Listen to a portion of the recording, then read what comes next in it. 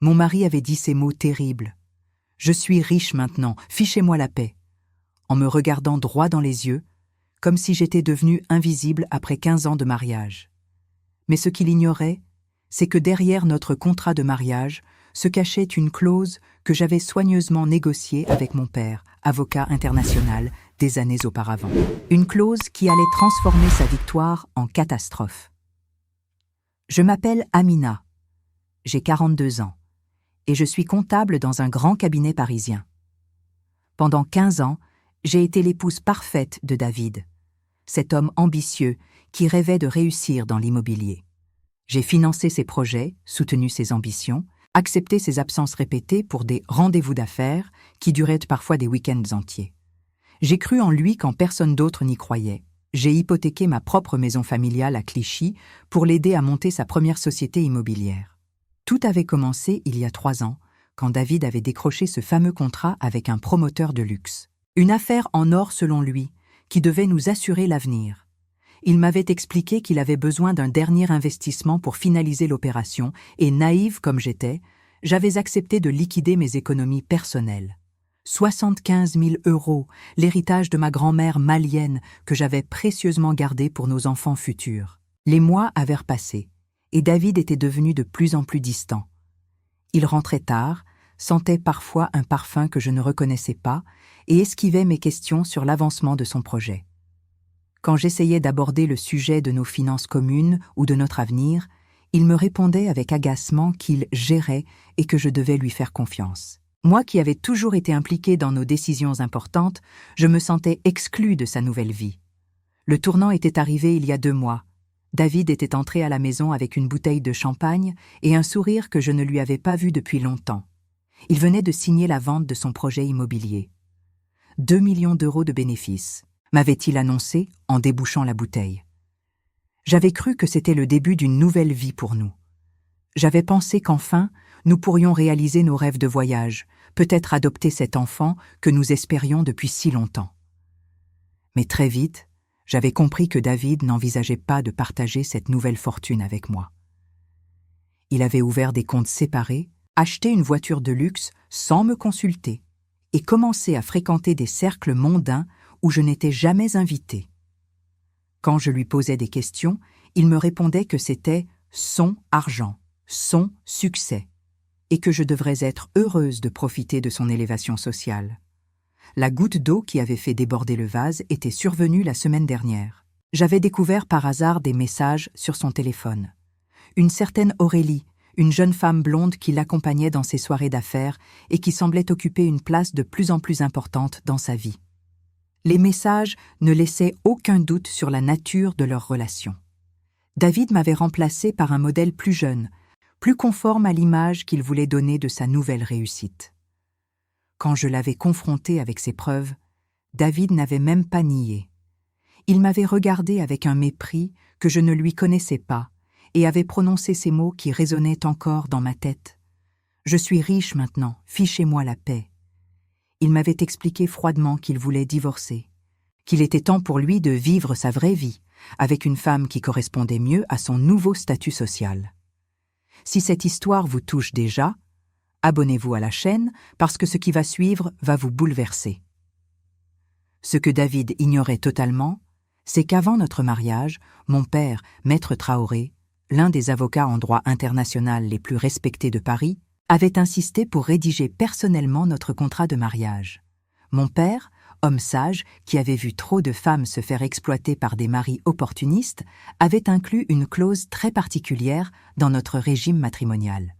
Une clause que David avait signée sans vraiment la lire, trop pressé à l'époque de m'épouser pour bénéficier de ma situation financière stable. Cette clause stipulait que tout investissement fait par l'un des époux dans l'entreprise de l'autre devenait automatiquement une participation au capital de la dite entreprise. En d'autres termes, mes 75 000 € d'investissement initial, plus l'hypothèque sur ma maison qui avait servi à créer sa société, faisaient de moi une associée à part entière de toutes ses activités immobilières. Une associée majoritaire en fait, puisque mes apports cumulés représentaient près de 80% du capital de départ de son empire. Mon père, dans sa prévoyance, avait également inclus une clause de non-concurrence et de fidélité. En cas d'adultère prouvé de la part de David, je devenais automatiquement propriétaire unique de tous les biens acquis pendant le mariage, y compris de sa société immobilière et de tous les profits générés depuis sa création. Une protection légale que David allait découvrir à ses dépens. J'avais passé les dernières semaines à rassembler tous les documents nécessaires avec l'aide de mon père. Les preuves de mes investissements, les copies des virements que j'avais effectués, les documents de l'hypothèque sur ma maison, et bien sûr, les preuves irréfutables de son adultère avec Aurélie. J'avais même découvert qu'il lui avait acheté un appartement avenue Foch, avec notre argent, un détail qui ne ferait qu'aggraver sa situation juridique. Ce matin-là, David était descendu pour prendre son petit déjeuner, apparemment de bonne humeur. Il sifflotait en préparant son café, probablement en pensant à sa nouvelle vie avec sa jeune maîtresse. Il portait cette montre hors de prix qu'il s'était offerte avec ses profits, symbole de sa nouvelle arrogance. Quand il m'avait vu assise à la table avec une enveloppe devant moi, il avait levé les yeux au ciel avec exaspération. « Qu'est-ce que c'est encore ?» avait-il demandé sur ce ton condescendant qu'il avait développé depuis sa réussite financière. « Si c'est pour me faire culpabiliser ou me supplier de rester, tu perds ton temps. J'ai déjà pris rendez-vous avec mon avocat pour lancer la procédure de divorce. » J'avais glissé l'enveloppe vers lui sans dire un mot. À l'intérieur se trouvait une copie complète de notre contrat de mariage, avec les clauses importantes surlignées en jaune, accompagnées d'un courrier officiel de mon père expliquant les implications juridiques de ses actions.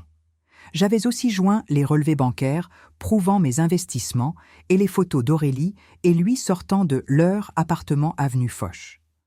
David avait ouvert l'enveloppe avec désinvolture, persuadé qu'il s'agissait d'une tentative désespérée de ma part pour sauver notre mariage. Mais au fur et à mesure qu'il lisait, son visage avait changé d'expression. Le sourire arrogant s'était effacé, remplacé par une incrédulité grandissante. Ses mains avaient commencé à trembler légèrement quand il avait compris l'ampleur de ce que signifiaient ces documents. Il avait relu le contrat une fois, puis une deuxième fois, comme s'il espérait que les mots allaient changer sous ses yeux. Sa tasse de café était restée à mi-chemin de ses lèvres, suspendue dans le vide pendant qu'il assimilait lentement les conséquences de ce qu'il découvrait. L'homme arrogant et sûr de lui qui m'avait dit de le laisser tranquille, quelques semaines auparavant, semblait soudainement avoir vieilli de 10 ans. « Ce n'est pas possible », avait-il murmuré en regardant les chiffres de mes investissements. « Ces 75 000 €, c'était un cadeau, un soutien de ta part, pas un investissement. » J'avais sorti de mon sac une chemise contenant tous les virements que j'avais effectués au fil des années. Chaque transfert était clairement libellé « Investissement dans la société David Moreau Immobilier ». Chaque document portait sa signature d'acceptation.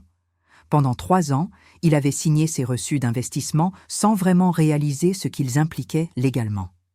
Il pensait simplement recevoir l'argent de sa femme dévouée, sans comprendre qu'il était en train de me donner des parts de plus en plus importantes de son entreprise.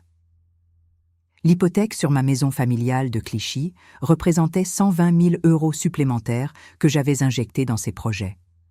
Cette maison que j'avais héritée de mes grands-parents et que j'avais mise en garantie pour lui permettre d'obtenir ses premiers gros prêts bancaires. Sans cette garantie, jamais aucune banque n'aurait accepté de financer les projets d'un promoteur débutant sans antécédent. « Tu as calculé tous tes investissements ?» avait-il demandé d'une voix blanche en parcourant mes relevés bancaires.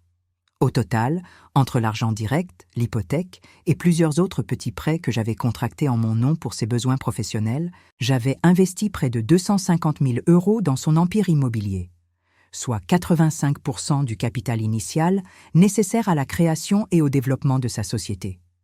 Mais ce qui l'avait véritablement effondré, c'était la découverte de la clause de fidélité. Mon père, dans sa sagesse d'avocat expérimenté, avait inclus une disposition stipulant qu'en cas d'adultère avéré de la part de David, la répartition des parts de l'entreprise basculerait automatiquement à 100% en ma faveur. Une protection que j'avais trouvée excessive à l'époque, mais que je bénissais aujourd'hui. Ces photos, avait-il commencé en regardant les clichés d'Aurélie et lui, c'étaient des images prises par un détective privé que mon père avait engagé. David sortant de l'appartement avenue Foch qu'il avait acheté pour sa maîtresse. David l'embrassant devant un restaurant chic du 16e arrondissement. David lui offrant cette bague de fiançailles que j'avais aperçue sur le relevé de carte bleue de notre compte joint. « Tu m'as fait suivre ?» Sa voix était devenue aiguë, presque plaintive. L'homme qui m'avait humilié en me demandant de le laisser tranquille découvrait soudain qu'il n'était plus en position de force. Toute son arrogance s'écroulait face à la réalité juridique de sa situation. J'avais sorti le dernier document de mon dossier, l'acte de propriété de l'appartement avenue Foch. Un appartement de 130 mètres carrés acheté au nom d'Aurélie Blanchard, mais financé intégralement par un virement depuis le compte professionnel de la société David Moreau Immobilier. Un appartement qui revenait donc légalement à l'actionnaire majoritaire de cette société, c'est-à-dire moi. Tu as acheté un appartement pour ta maîtresse avec l'argent de mon entreprise, avais-je dit calmement. C'était la première fois que je parlais depuis qu'il avait ouvert l'enveloppe. Un appartement qui m'appartient donc légalement, tout comme la voiture de luxe, les bijoux que tu lui as offerts, et même les vacances aux Seychelles que vous avez prises le mois dernier. David s'était levé d'un bond, renversant sa chaise. Il avait commencé à faire les 100 pas dans la cuisine, se passant nerveusement les mains dans les cheveux. Son téléphone avait sonné plusieurs fois, probablement Aurélie qui s'inquiétait de ne pas avoir de nouvelles, mais il n'avait pas décroché. Pour la première fois depuis des mois, cette femme n'était plus sa priorité. Il doit y avoir une solution, avait-il murmuré en relisant frénétiquement le contrat. On peut renégocier. On peut trouver un arrangement. Je peux te rembourser tes investissements, avec les intérêts. C'était touchant de le voir soudain si disposé à négocier, lui qui m'avait traité comme quantité négligeable pendant des mois. Mais il ne comprenait pas encore toute l'ampleur de sa situation. Le chiffre d'affaires de sa société au cours des 3 dernières années avait été de plus de 5 millions d'euros. En tant qu'actionnaire majoritaire, j'avais droit à la majorité de ses bénéfices. Les 2 millions qu'il pensait avoir gagnés avec son dernier projet? En réalité, près d'1 700 000 € me revenaient légalement. Mon père avait calculé que David me devait au total, entre les bénéfices non redistribués et les détournements pour financer sa liaison, près de 2 200 000 €, sans compter les intérêts de retard et les pénalités pour usage abusif des fonds de la société. Sa fortune tant vantée n'était qu'une illusion construite sur mes investissements et mes sacrifices. « Amina, écoute-moi », avait-il commencé d'une voix suppliante que je ne lui connaissais pas. « On peut s'arranger, je peux quitter Aurélie, on peut recommencer à zéro. Tu ne vas pas détruire 15 ans de mariage pour une aventure sans importance. » Une aventure sans importance? Cet homme m'avait humilié publiquement, m'avait dit de le laisser tranquille, avait dépensé notre argent pour sa maîtresse. Et maintenant, il qualifiait tout cela d'aventure sans importance.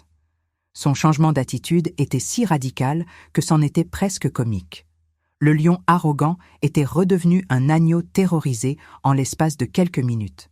Avez-vous déjà vécu une situation où quelqu'un vous a méprisé avant de découvrir votre vraie valeur? Partagez en commentaire. J'avais finalement pris la parole, d'une voix calme mais ferme. David, pendant des mois, tu m'as fait me sentir comme un boulet. Tu m'as fait croire que ton succès ne me devait rien, que j'étais juste une épouse encombrant qui profitait de ta réussite. Tu m'as demandé de te laisser tranquille parce que tu étais riche maintenant. Il avait voulu m'interrompre, mais j'avais levé la main pour l'arrêter. Pour une fois, c'était lui qui allait m'écouter. Aujourd'hui, tu découvres que toute ta richesse, toute ta réussite, tout ton empire immobilier repose sur mes investissements. Sans mon argent, sans la garantie de ma maison, sans mes sacrifices, tu ne serais rien.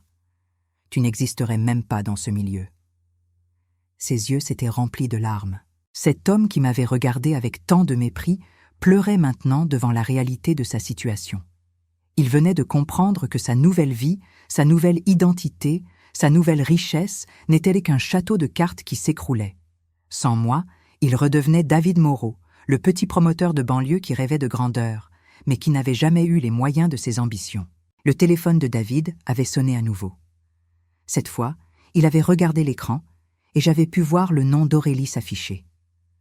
Sa main avait tremblé au-dessus du téléphone, mais il n'avait pas décroché.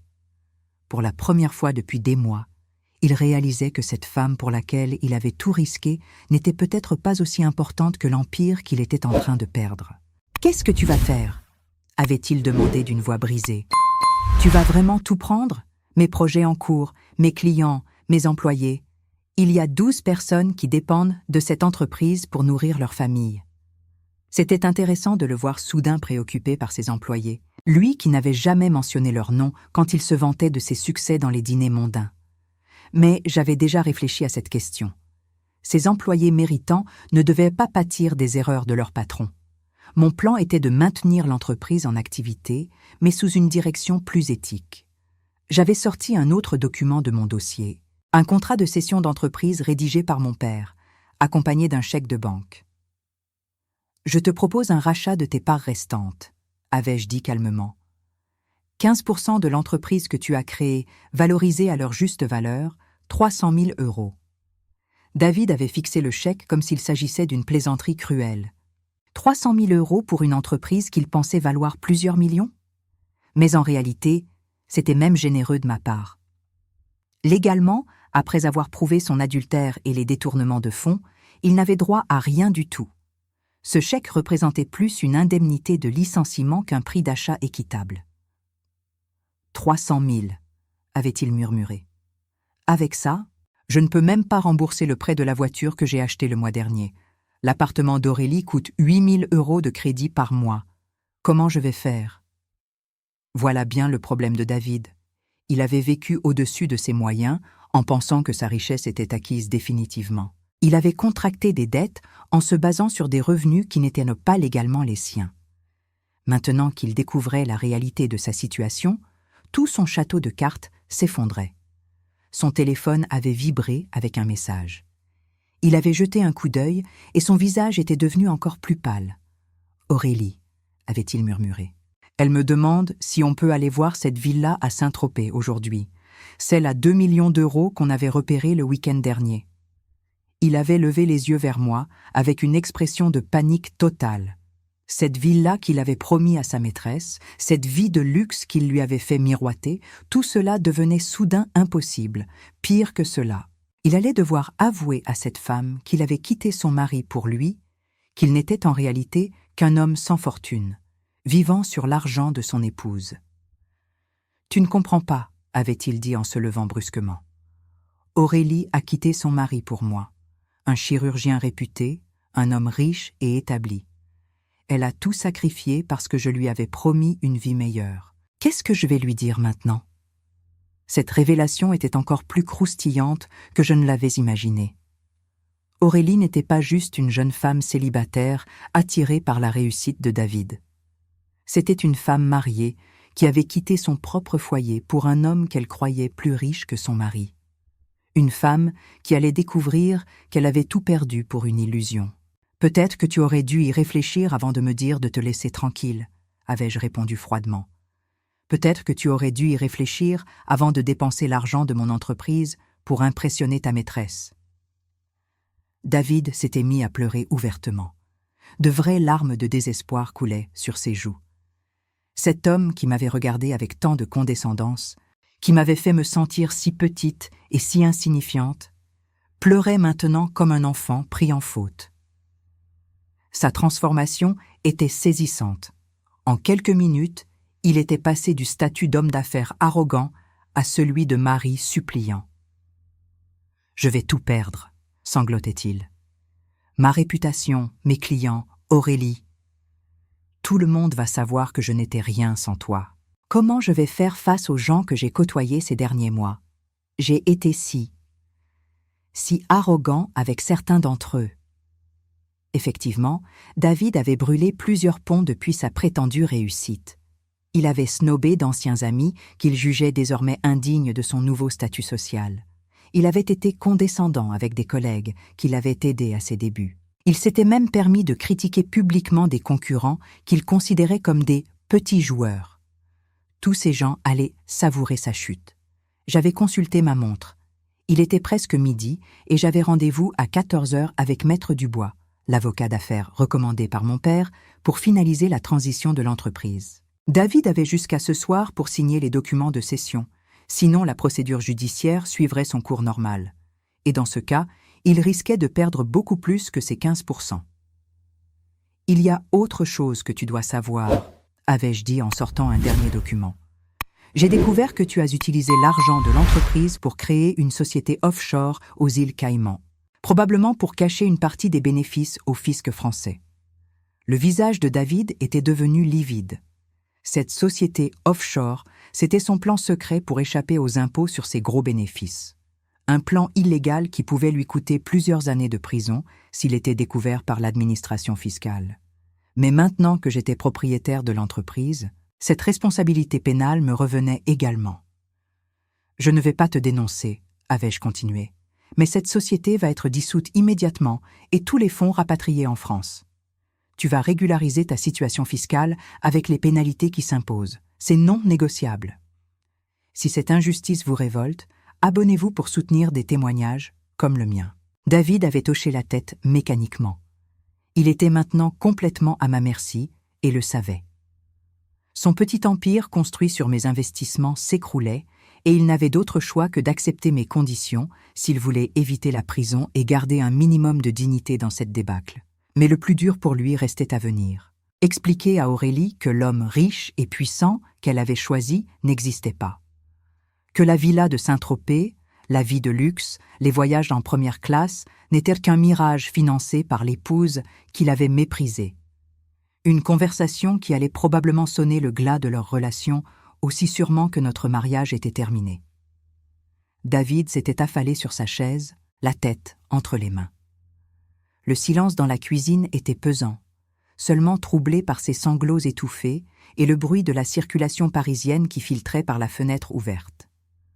Dehors, la vie continuait normalement, mais dans cette cuisine, un homme découvrait que toute son existence des dernières années n'était qu'une fiction.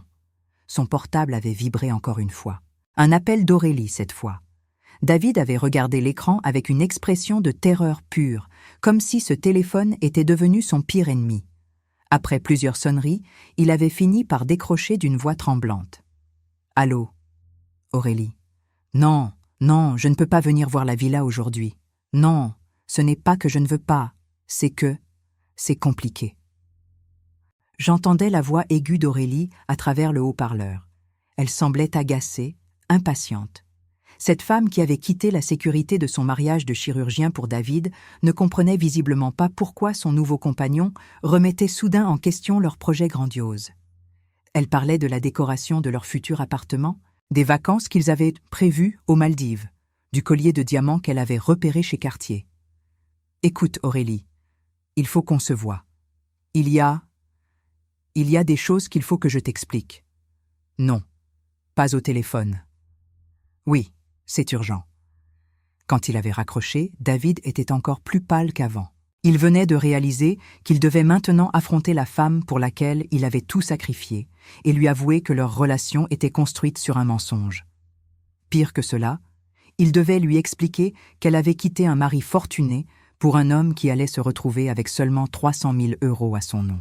« Elle va me quitter », avait-il murmuré. « Dès qu'elle saura la vérité, elle va retourner chez son ex-mari, si tant est qu'il veuille encore d'elle après ce qu'elle lui a fait. » Il y avait une ironie cruelle dans cette situation.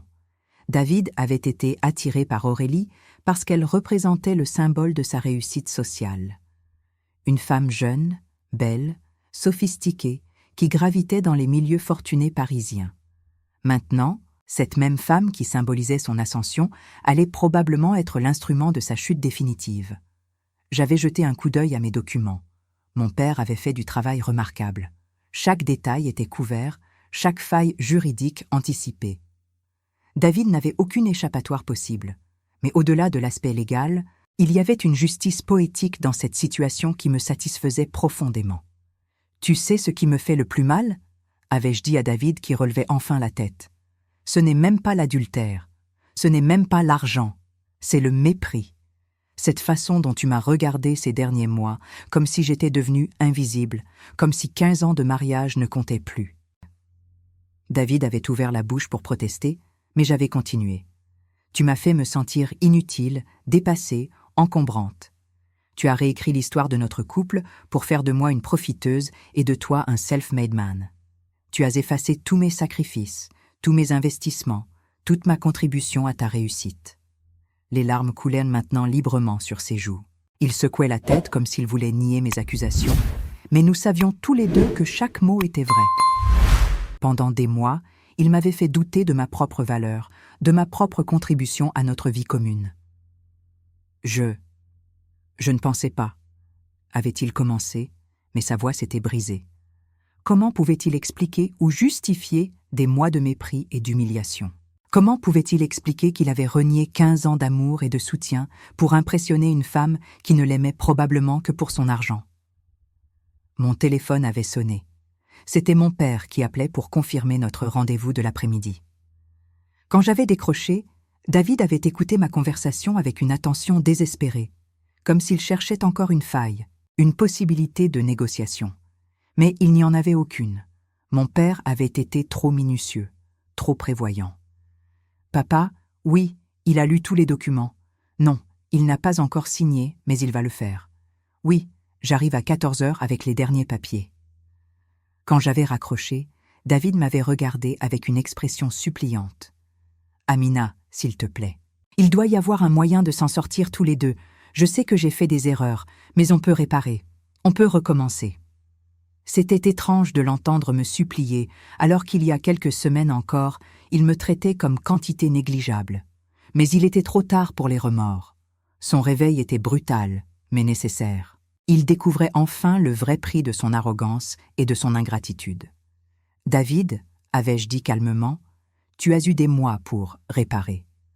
Tu as eu des dizaines d'occasions de me traiter avec respect, de reconnaître ma contribution, de partager équitablement le fruit de nos efforts communs. À la place, tu as choisi de me humilier publiquement et de dilapider notre argent pour une autre femme. » Il avait baissé les yeux, incapable de soutenir mon regard. Pour la première fois depuis des mois, il semblait réaliser la gravité de ses actes. Mais cette prise de conscience arrivait trop tard. Les dés étaient jetés, les documents signés par mon père étaient en route vers le tribunal de commerce. La sonnette de l'entrée avait retenti. Mon cœur avait fait un bond.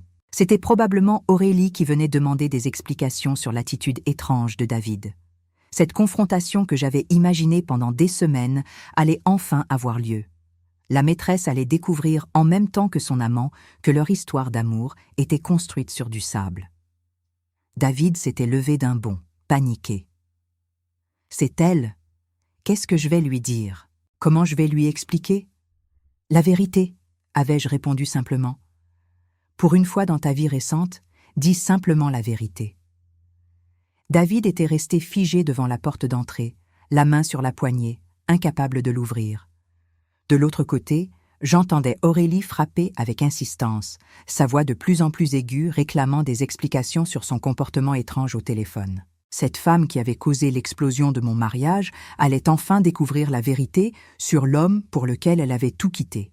« David, ouvre cette porte immédiatement. Qu'est-ce qui se passe? Tu me fais peur avec tes mystères !» criait-elle à travers la porte. Sa voix trahissait une impatience mêlée d'inquiétude. Visiblement, elle n'avait pas l'habitude que David lui résiste ou lui cache quelque chose. J'avais décidé d'ouvrir moi-même. Après tout, cette confrontation m'appartenait autant qu'à David. Quand j'avais tiré la poignée, Aurélie était apparue dans toute sa splendeur. Une blonde élégante d'une trentaine d'années, vêtue d'un tailleur Chanel que je reconnaissais pour l'avoir vue sur les relevés de carte bleue de notre compte joint.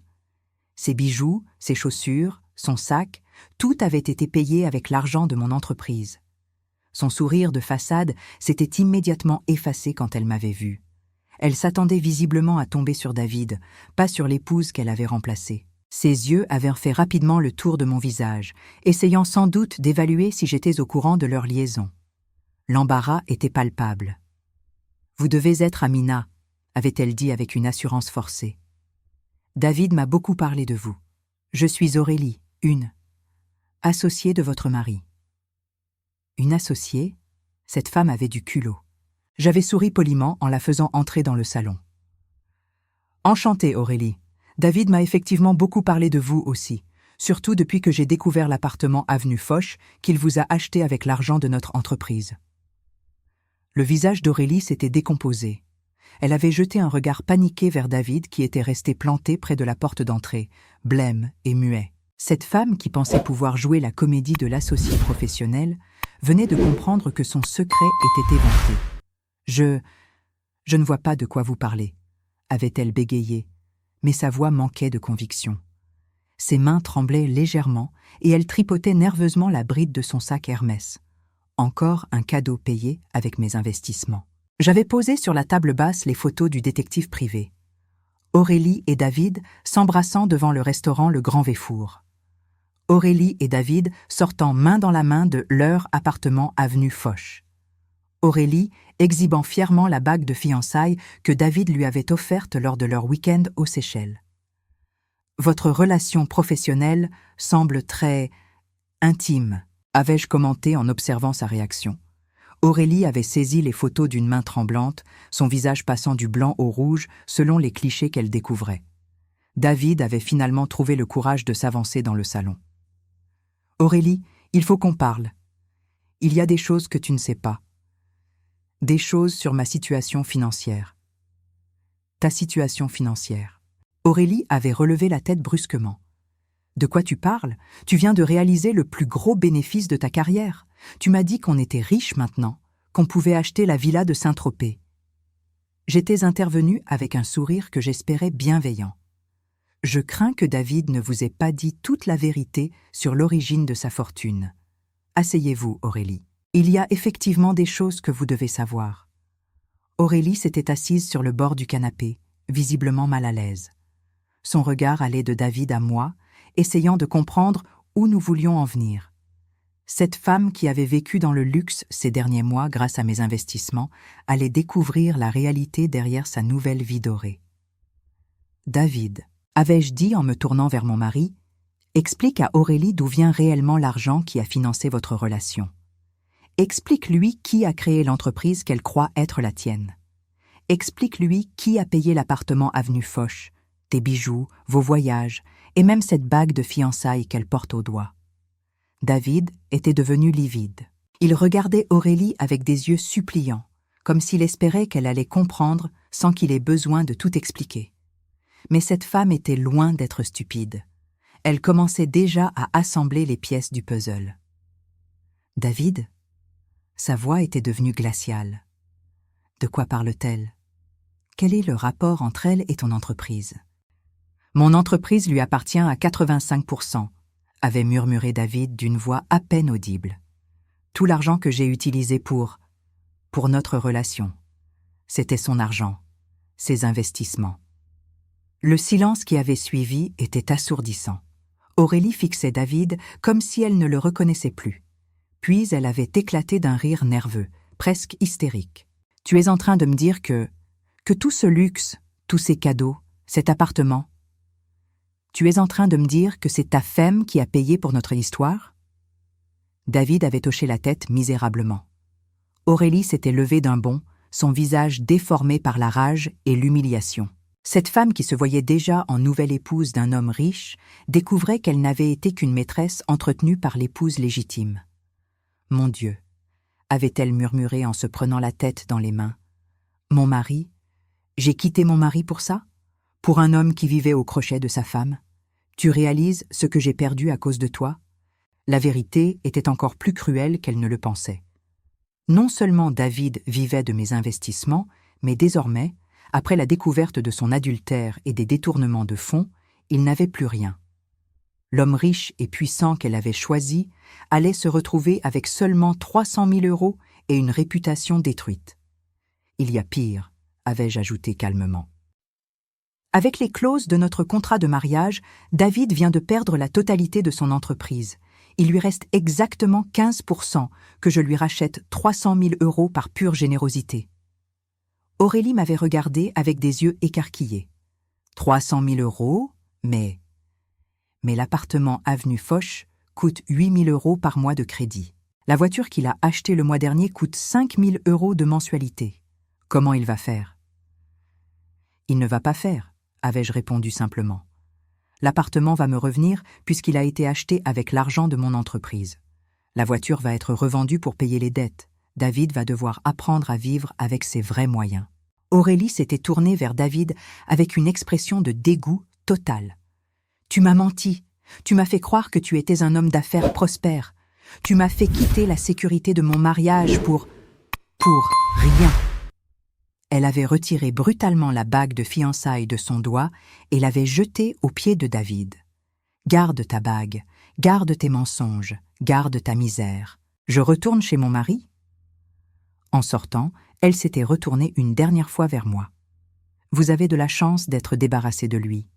Moi, j'ai peut-être perdu le seul homme qui m'aimait vraiment pour ce menteur. » La porte avait claqué, laissant David et moi seuls dans un silence pesant.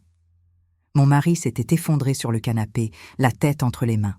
En l'espace de quelques heures, il avait perdu sa fortune, son entreprise, sa maîtresse et sa réputation. L'homme arrogant qui m'avait dit de le laisser tranquille se retrouvait maintenant complètement seul avec les conséquences de ses choix. « Tu as eu ce que tu voulais », avait-il murmuré sans relever la tête. « Tu m'as détruit. »« Non, David », avais-je répondu fermement. « Tu t'es détruit tout seul. Moi, j'ai juste révélé la vérité. La vérité sur qui a vraiment construit cette entreprise.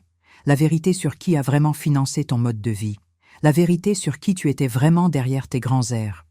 6 mois plus tard, ma nouvelle vie avait pris forme. L'entreprise David Moreau Immobilier était devenue Traoré Immobilier, du nom de famille que j'avais repris après le divorce. Sous ma direction, elle prospérait encore plus qu'avant, car je prenais des décisions basées sur la compétence et l'éthique, plutôt que sur l'ego et l'apparence. David, avec ses 300 000 €, avait tenté de monter une petite agence immobilière en banlieue, mais sa réputation le précédait. Peu de clients faisaient de confiance à un homme qui avait perdu son empire à cause de son infidélité. Aurélie était effectivement retournée chez son ex-mari, qui l'avait reprise après de longues négociations et une promesse de fidélité absolue. Moi, j'avais appris quelque chose de précieux dans cette épreuve. Ma valeur ne dépendait pas de la reconnaissance de David ou de qui que ce soit d'autre. J'avais toujours été forte, compétente et méritante. Il avait simplement fallu que quelqu'un essaie de me le faire oublier pour que je m'en souvienne.